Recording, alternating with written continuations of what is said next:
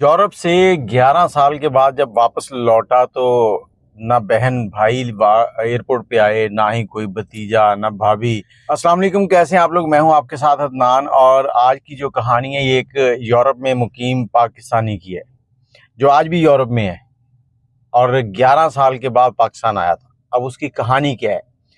अब 4 भाई थे ये और चारों में ये सबसे छोटा था और ये लाडला भी था माँ बाप का लाडला था। इसी बिना पर स्कूल नहीं गया, पढ़ाई नहीं की और 8 क्लासें पास की, उसके बाद स्कूल छोड़ दिया और सीधा साधा था और सबको बड़ा वो पसंद करता था, सबके साथ घुल मिल जाता था। अब जैसे ही ये थोड़ा सा 20-21 साल का हुआ तो इसके वालिद ने कहा कि बेटा चलो कहीं बाहर चले जाओ। तो इसके वालिद का एक दोस्त है जो कि सऊदी अरब में काम करता था। इसके वालिद ने उससे बात की और बात करने के बाद कुछ पैसे जमा किए और इसको सऊदी अरब भेज दिया। अब सऊदी अरब गया तो इसके दिल में जो असल ख्वाहिश थी वो ये थी कि मैं कहीं यूरोप चला जाऊं। अब सऊदीया में कुछ एजेंट थे जिनके साथ इसके राब्ते हुए। इसने घर पैसे ना भेजने, उल्टा घर से पैसे मंगवाने और जो वहाँ से तनख्वाह मिलनी वो भी एजेंटों को देनी को 2-2.5 साल लगे और उसके बाद इसका यूरोप का वीज़ा लग गया। जैसे ही ये यूरोप पहुंचा तो इसने शुक्र अदा किया और यहाँ गांव में, पूरे गांव में इसके वालिदैन ने मिठाइयाँ बांटी। अब हमारा बेटा जो है यूरोप चला गया, अब हमारी भी ऊंची कोठी बनेगी। अब बेटे ने वहाँ पर काम शुरू कर दिया, कुछ अरसा काम किया और वहाँ पर बड़ी मतलब ये कह लें कि इखलाक से, सलीके से और ईमानदारी से काम किया।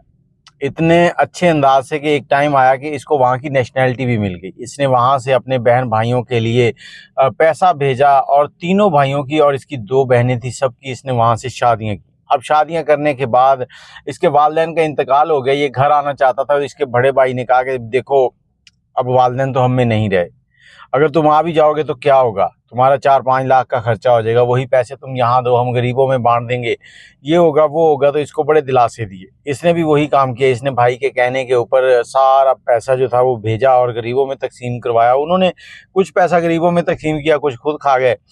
और यूरोप में इसके कमरे में एक और बाबा रहता था जिसकी उम्र तकरीबन 60 साल थी, जो इससे डबल उम्र का था। वो इसको अक्सर कहता है कि बेटा तू बड़ा पाकिस्तान पाकिस्तान, मेरा भाई, मेरी बहन, मेरी भाभी, मेरे भतीजे करता है, जिस दिन तुझे ज़रूरत पड़ी ना वो तुझे लाते भी नहीं मारेंगे। अब तकरीबन इसको 11 साल हो गए थे और ये उस बाबे से यही कहता था कि बाबा खून खून में फ़र्क होता है, नस्ली खून ऐसे नहीं करते। बाबा कहता मैं देखूंगा जब तेरा नस्ली खून तुझे सलाम भी नहीं करेगा।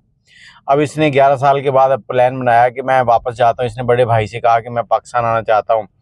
उनकी तो यहाँ पर एजेंसियाँ चल रही थी, ये कमा के पाकिस्तान भेज रहा था। इसने कहा कि मैं परमानेंट पाकिस्तान आ जाऊँगा और यहाँ आके शादी करना चाहता हूँ।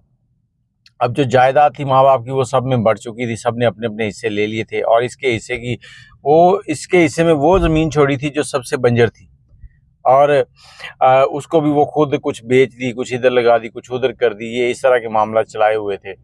अब इसने जब उसे कहा वो नाराज़ होने लगा कि तुम क्यों आ रहे हो, और दूसरी तरफ इसको यही भूत सवार था कि मैं पाकिस्तान जाऊंगा। इसने वहाँ से अपनी भाभीयों के लिए, भतीजों के लिए, भाइयों के लिए कुछ गिफ्ट खरीदे और गिफ्ट खरीद कर वहाँ से फ़्लाइट पकड़ी और पाकिस्तान आ गया। अब जब पाकिस्तान पहुँचा है तो क्या देखता है कि एयरपोर्ट पर इसको कोई भी लेने नहीं आया। इसने सोचा कि हो सकता है कि जो मेरे घर वाले हैं वो कहीं ट्रैफिक में फंस गए होंगे, थोड़ा इंतज़ार करता हूँ। आधा घंटा गुजरा, 1 घंटा गुजरा। जैसे ही 1 घंटा पूरा हुआ तो इसकी आंखों से आंसू निकलना शुरू हो गए।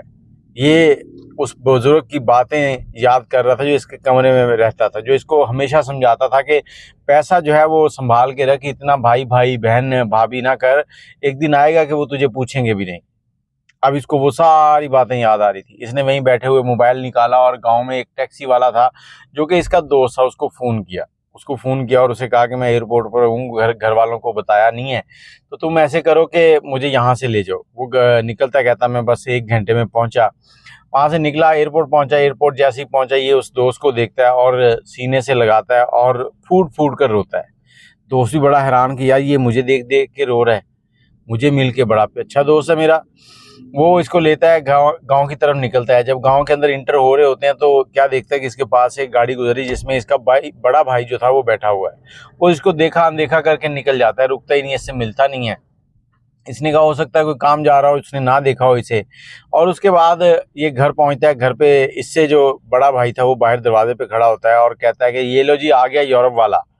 अब यूरोप वाला आ गया तो यूरोप वाले को कोई भी मिलने नहीं आता, ये अंदर जाता है, सारे भतीजे भतीजियों भाभीियों को मिलता है, सबको बुलाता है, उनको कहता है अपने गिफ्ट ले लो।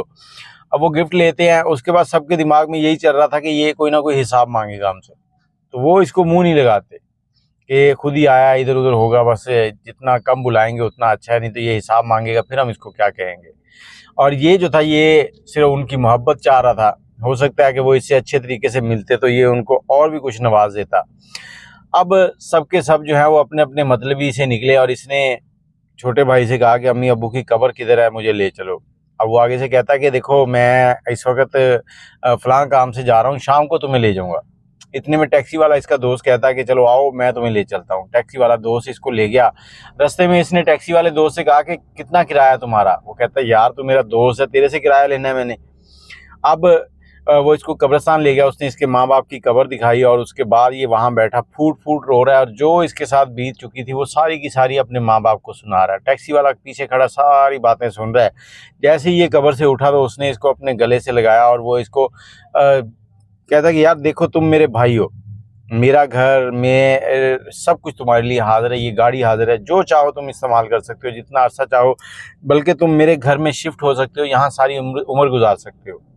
अब ये उस दोस्त को गले से लगा के रो रहा है और गांव में तकरीबन 4-5 दिन गुजारता है। उसके बाद दोस्त को फ़ोन करता है कि आओ हमें शहर जाना है।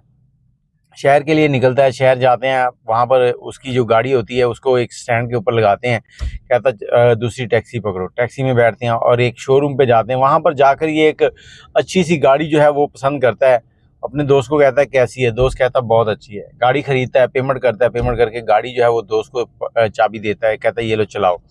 दोस्त चलाता है, चलाते कहता किधर जाना है, कहता किसी होटल में चलते हैं, खाना खाएंगे। खाना खाने के बाद फिर कहता चलो चलें। फिर निकलते हैं तो कहता किधर, कहता अब एयरपोर्ट की तरफ ले चलो, क्योंकि इसने अपनी ऑनलाइन टिकटें जो है वो रात से ही बुक कर रखी थी। और एयरपोर्ट पहुंचा तो वहां पहुंचने के बाद इसने उस दोस्त से कहा कि ये गाड़ी तुम्हारी है और मुझसे कोई गलती होगी हो तो मुझे माफ़ कर देना। वहाँ से जहाज़ में बैठा और यूरोप वापस आ गया। जैसे ही यूरोप पहुंचा है इसने अपने कमरे का दरवाज़ा खोला तो सामने जो चाचा था वो बालों को रंग कर रहा था और साथ ही कहका लगा के हंसा। जब कहका लगा के हंसा तो उसकी आंखों से आंसू बह रहे थे और वो रो रहा था। वो कहता देखो मैं तुम्हें ये नहीं कहता कि तुमने रिश्तेदार खो दिए, तुमने माल खो दिया, मैं सिर्फ ये कहूँगा कि तुम्हें अक्ल आ गई है। ये रिश्तेदार सारे ऐसे ही होते हैं, सिर्फ मतलबी होते हैं। अब तुम अपना संभल कर चलो, अपनी शादी करो, बीवी बच्चों को पालो और इन रिश्तेदारों से जान छुड़ाओ। ये सब मतलबी थे, तुम्हें समझ आ गई है ना। माल जो है वो हाथों की मैल है, दौलत जो है वो तुम और कमा लोगे, लेकिन उन रिश्तेदारों ने एक हीरा गंवा दिया है। अब उनको हीरा नहीं मिलेगा लेकिन तुम्हें तुम्हारा जो माल है वो ज़रूर मिल जाएगा। अल्लाह तुम पे करम करे। तो ये एक कहानी थी परदेसी की। और पाकिस्तानी जो है वो परदेसी को इसी तरह से लूटते हैं। उनके लिए परदेसी ऐसे ही होता है कि जैसे वो एक उल्लू है, पागल है, उसको बस लूट लो जैसे लूटा जाता है। आप इस बारे में क्या कहते हैं? अपनी राय ज़रूर दीजिएगा। मैं इससे ज़्यादा कुछ नहीं कह सकता, मुझे इजाज़त दें। अल्लाह सब परदेसियों को अपने हिफ्ज़-ओ-अमान में रखे और उनके माल और दौलत की हिफाजत करे। आमीन। अल्लाह हाफ़िज़।